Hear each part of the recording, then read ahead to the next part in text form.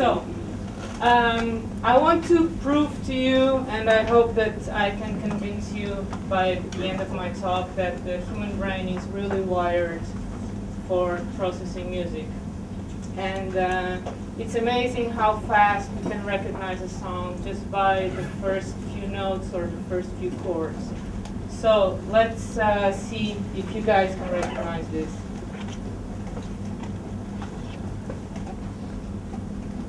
Come on, everybody knows this. I'll give you a little more help.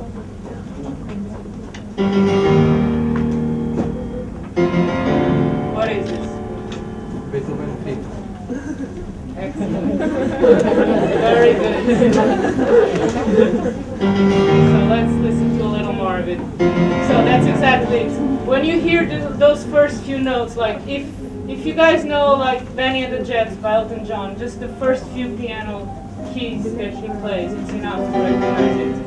It's just amazing how fast and how accurately our brain can recognize a piece of music. Okay, this is beautiful. That's all. Okay, so as Professor Eve was just saying, music is in our brains and in our culture for a long, long time. Even the Neanderthals already had music needs, and you'll see that music is more than an extra. It's a need and something that we do and we cannot live without. Actually, Steven Pinker, who is a famous cognitive scientist, calls music just cognitive cheesecake. That means it's something that you like, but you can live without. And I totally disagree. I think that, as Dr. Sidi was saying, we need music to live. Our lives would not be the same without music. All the songs, you know, Over the Rainbow, 8 bar. My Heart Will Go On is 8 bar. So this is the typical structure of a song. What Paul McCartney is doing, he violates this. If you count the bar of Yesterday, the first, there are 7. So in one side, he pleased the brain using habituation, but in the other side, he fooled the brain using asymmetry. Okay, so he compensates with asymmetry what he's giving with the epistrophe at the end. So you know, this is very delicate balance, because you can be or too boring or too unexpected. Okay, so this is why he's very successful with this song. Then the bridge for me is less important. The bridge is only more melodical, but the really important point of the song is the chorus, Yesterday. Okay, so I will not stay here. The harmony also is very interesting. You see it starts in F major, and then there is a chord that has nothing to do with the F major. And this is a technique that the psychologists call delayed gratification. So he push the attention forward, okay? If you listen to me and try to make your brain working with the prediction. I play like this. I play the correct chord, okay? So what Paul McCartney had to put instead in that chord, okay? That's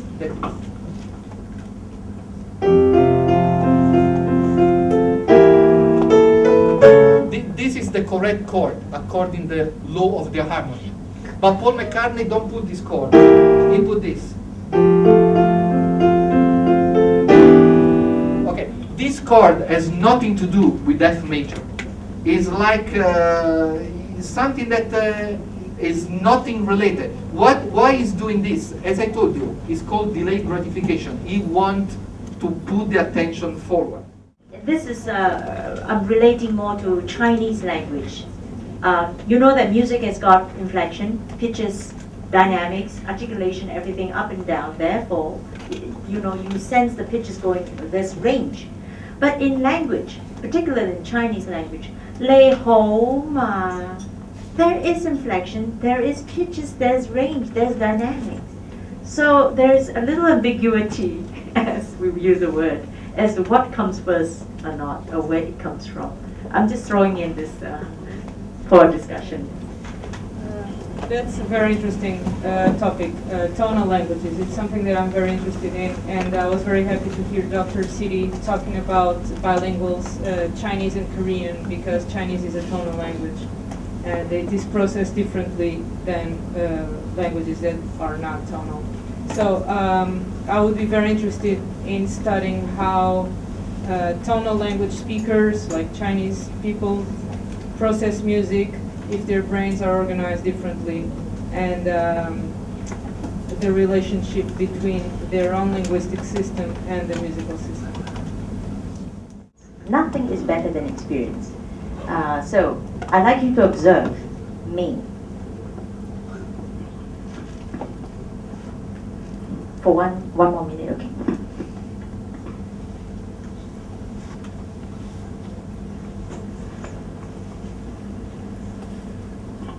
You got an idea?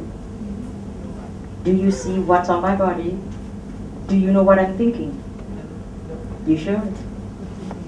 Obviously you can't think, you wouldn't know what I'm thinking, right? Because I'm feeling something. I have an emotion. I have an emotional responses to what's happening here. Maybe I'm nervous, maybe I'm upset, maybe I'm happy. You can't see it. Absolutely. Emotion is something you feel inside you. Nobody can see it until you show it. Show it physically, vocally, verbally, literally, about painting, right? Expressing it with your body. You can't understand each other. That's why we have to study what is called human expression. And you notice that our center's name is Arcade, Art Research Center for Human Expression. Exactly why we have this little bit of topic. And this morning, most of the focus were about the brain and music, right? And then slowly we move on to emotional responses. And I think we are going to perhaps venture on to more of the emotional responses. And then from our own body, the sensation of our own body, how kinesthetic awarenesses and inclusive awarenesses affect the way we think and the way we act, onto being an observer.